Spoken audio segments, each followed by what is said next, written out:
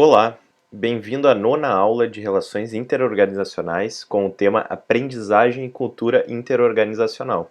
Nesta aula discutiremos um artigo e um capítulo de um livro. Meu nome é Bernardo e vou apresentar o artigo proposto. O artigo Organizing for Interorganizational Learning in Service Networks foi escrito por Jean-Paul Pernod e Jacob Briggs e publicado em 2019 no Journal The Learning Organization.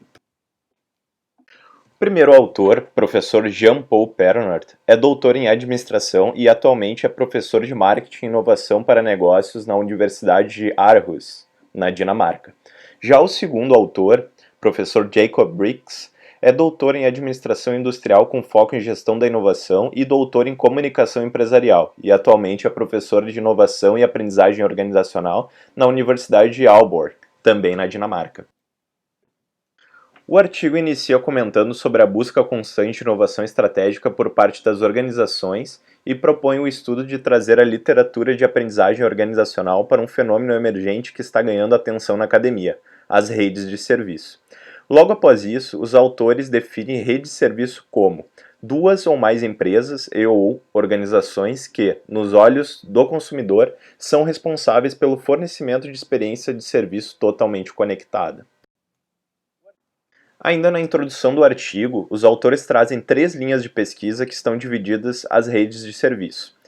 Como as organizações em colaboração aprendem a explorar e estudar um novo mercado potencial, como as atividades de compartilhamento de conhecimento estão encorajando a incentivar a aprendizagem interativa, e como a entrega de serviço que atende às expectativas do consumidor pode ser facilitada. Portanto, os autores trazem como contribuição do paper a estrutura conceitual que consolida essas 3 linhas de pesquisa, ou correntes, em um modelo uniforme que propõe como o contexto de aprendizagem de uma rede de serviços pouco desenvolvida poderia ganhar corpo. Além da introdução, o artigo é dividido em 2 subcapítulos de revisão de literatura, um subcapítulo com estrutura proposta pelos autores baseada no triângulo de serviços e, por fim, implicações, limitações e conclusões do estudo. Baseado nas distinções da literatura de aprendizagem organizacional e interorganizacional, segundo os autores, o desafio principal na aprendizagem interorganizacional é obter o conhecimento individual relevante e integrá-lo com o conhecimento de outros atores dos seus esforços coletivos para investigar e explorar, o que ele comenta exploit and explore em inglês. Isso implica que novas regras de comportamento se tornam relevantes se uma organização sem experiência prévia em colaborações interorganizacionais é convidada para se juntar a uma rede ou aliança pela primeira vez. Os autores comentam também que a habilidade de construir e manter a confiança entre atores é imperativa, e Larson e companhia estabelecem a importância de um alto grau de receptividade e transparência entre os atores. Receptividade é traduzida como um grau em que uma organização absorve o conhecimento de um parceiro de uma aliança, e a transparência como um grau em que uma organização é cooperativa e compartilha o conhecimento com outros parceiros. Sendo assim, a aprendizagem organizacional é um resultado de um conjunto de escolhas e habilidades de organizações que interagem para serem mais ou menos transparentes ou receptivas. Já outros autores, como Cohen e Leventhaus, comentam que a aprendizagem organizacional é geralmente definida como capacidade de absorção, sendo a capacidade de absorção uma habilidade da empresa de reconhecer o valor do novo conhecimento externo, assimilá-lo e aplicá-lo para fins comerciais. Já Lane e Lubatkin trazem a aprendizagem interorganizacional dividida em 3 tipos diferentes. A primeira delas, a aprendizagem passiva, quando os atores adquirem conhecimento via seminários, livros e revistas. A segunda, aprendizagem ativa, quando há colaboração com consultores externos para aprender a usar um novo software ou implementar o uso de um novo hardware na rotina da organização. E a terceira delas e última, a aprendizagem interativa, quando representa atividades onde o conhecimento complexo e tácito é criado e implementado em colaboração com agentes externos. Por fim, os autores comentam que membros da aliança em aprendizagem passiva e ativa são caracterizados pela díade student-teacher, ou estudante-professor em português, enquanto que os papéis são mais homogêneos na abordagem de aprendizagem interativa. Nesse subcapítulo, os autores trazem como premissa geralmente aceita para que uma rede seja funcional que o ator investigue e explore, o que já foi comentado anteriormente, né, de explore e exploit em inglês, novas constelações de serviços potenciais junto com outros atores e, ao mesmo tempo, aprenda a funcionar e prosperar em colaboração com esses atores. É importante que os atores de uma rede de serviços sejam receptivos e transparentes um com o outro e interajam para entender as perspectivas de cada ator e argumentem vantagens e desvantagens quando novas iniciativas são propostas. Os autores enfatizam muito no artigo que, para permitir que uma rede de serviços funcione, a relação entre os atores precisa ser baseada na confiança. Seguindo na mesma linha, os autores trazem 3 condições importantes para a perspectiva da aprendizagem interorganizacional. A primeira delas é de que uma rede de serviço é uma abordagem centrada no cliente para a prestação de serviços, na qual constelações de serviços separados fornecem alto valor ao cliente. Isso significa que redes de serviço podem existir se fornecedores de serviço aceitam isso ou não aceitam. Logo após, eles comentam que a criação de valor em rede de serviço é complexa, já que se trata de uma abordagem sistemática de valor em uso e valor em contexto. Isso implica que o valor para o cliente de um serviço individual aumenta quando usado e combinado com outros serviços relevantes na rede. Por fim, redes de serviço envolvem um processo complexo de combinação de serviços que surgem e mudam nos inúmeros estágios da colaboração.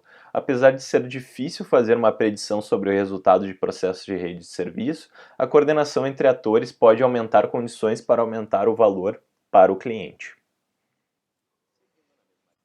Os autores, inspirados no triângulo de serviços de Kotler, propõem uma consolidação da literatura de redes de serviço para definir como os limites de uma rede de serviço podem ser estruturados como contexto de aprendizagem. O triângulo de serviços é baseado na suposição de que uma organização que enfatiza a necessidade de serviços excelentes para trabalhar continuamente necessita interconectar 3 atores-chave: clientes, funcionários e a organização. Aqui trouxemos uma imagem do triângulo de serviços de Kotler que enfatiza a importância de cada ator trabalhar em conjunto para desenvolver, promover e fornecer o serviço de uma empresa. Os atores nesse caso são organização, que se refere ao time de liderança de uma empresa, funcionários, que se refere a empregados, incluindo subcontratados que prestam serviço para empresas, e os clientes, que se refere a todos os clientes em carteira, mais os clientes potenciais. E as linhas entre cada ponto mostram os diferentes tipos de marketing que devem ocorrer, como por exemplo, marketing externo, que ocorre entre a organização e os clientes, marketing interno, que ocorre entre a organização e funcionários, e o marketing interativo, que ocorre entre funcionários e clientes. O argumento trazido no artigo é que, alinhando as 3 pontas do triângulo, a organização está apta a aumentar sua performance nos serviços. Já que o escopo do triângulo está orientado para uma organização apenas, os autores trazem um modelo adaptado para relações interorganizacionais.